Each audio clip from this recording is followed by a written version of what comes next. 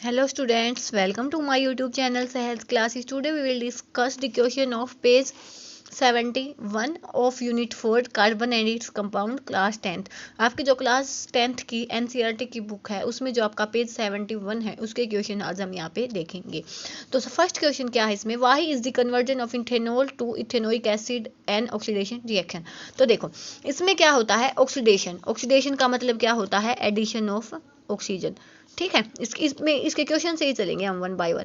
तो addition of oxygen क्या होता है, ऑक्सीडेशन होता है। ये तो अपनी हो गई ये बात। चेंज किस में होना है, इथेनल। इथ मतलब क्या होता है कि दो कार्बन होंगे तो 1 2। उसके बाद ओल है, ओल के लिए जो अपना फंक्शनल ग्रुप होता है वो होता है OH। उसके बाद हम करते हैं इसकी वैलेंसी कंप्लीट। तो ये तो अपनी हो गई इथेनॉल। इससे हमें क्या लेना है, इथेनोइक एसिड। ऐसे ही यहाँ पे कार्बन तो होंगी दो, ओइक एसिड के लिए जो अपना फंक्शनल ग्रुप होता है वो क्या होता है, C डबल बॉन्ड OH। उसके बाद इसकी वैलेंसी चेंज करते हैं। तो देखो अब हमें क्या देखा है कि एडिशन ऑफ ऑक्सीजन क्या होता है, ऑक्सीडेशन होता है। ये अपना है इथेनॉल, ये होता है अपना इथेनोइक एसिड। तो यहाँ पे देखो, यहाँ पे एक ऑक्सीजन थी लेकिन यहाँ पे ऑक्सीजन का एडिशन हुआ है। तो जब हम इथेनॉल से इथेनोइक एसिड में जाते हैं तो वहाँ पे क्या होता है, एडिशन ऑफ ऑक्सीजन होता है। एडिशन ऑफ ऑक्सीजन होने की वजह से ही हम इसको क्या बोलते हैं, ऑक्सीडेशन रिएक्शन बोलते हैं। किसको, ethanol to ethanoic acid.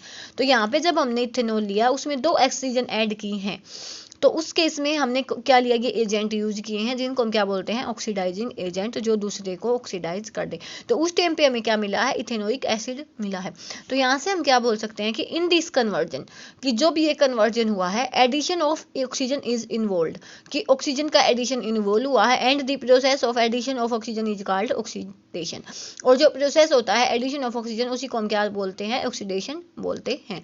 So this conversion is called oxidation reaction. तभी हम जो ये अपना कन्वर्जन है इसको क्या बोलते हैं, ऑक्सीडेशन रिएक्शन बोलते हैं।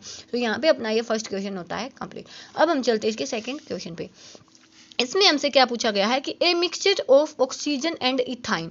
देखो पहले इथाइन लेते हैं। ऑक्सीजन तो सिंपली क्या होती है अपनी O2, इथाइन मतलब मिथित, दो कार्बन होंगे, ये बात तो फिक्स। आइन किसके लिए होता है, ट्रिपल बॉन्ड के लिए होता है। तो ऐसे अब इसकी वैल्यू ये कर देते हैं। इज ब्रेंट फॉर वेल्डिंग के लिए जलाए जाते हैं। Can you tell why a mixture of air and ethyne is not use. तो क्या आप ये बता सकते हैं कि इसकी बजाय एयर और इथाइन का मिक्सचर क्यों यूज नहीं होता। अब देखो इसमें क्या होता है, जब भी वेल्डिंग होती है, वेल्डिंग में क्या होता है, कंबशन होता है। कंबशन में क्या होगा कि जो ऑक्सीजन है इस इथाइन के साथ क्या होगी, कंबाइन होगी। वहां से हमें क्या मिलेगी, हीट मिलेगी, जिससे हमें वेल्डिंग मतलब कोई भी सब्सटेंस है उसको मेल्ट करते हैं। लेकिन जब हमें ऑक्सीजन की बजाय हमने क्या ले लिया, एयर ले लिया।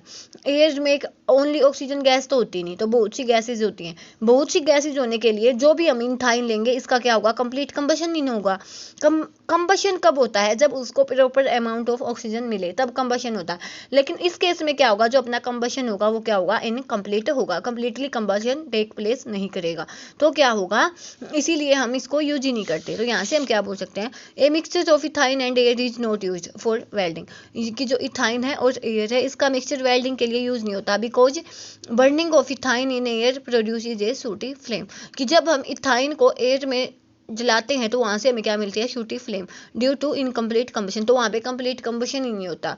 विच is not enough to melt metals for welding, जो इतना एनफ नहीं होता कि जो मेटल्स हैं उनको मेल्ट करने में यूज हो सके।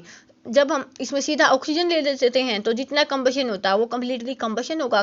तो कंप्लीट कंबशन होने की वजह से जो होगा अपनी मेटल है वो मेल्ट होने में एबल होगी। तो यहाँ पे अपने जो पेज 71 के 2 क्वेश्चन हैं, क्वेश्चन 1 एंड क्वेश्चन 2 कंप्लीट होते हैं।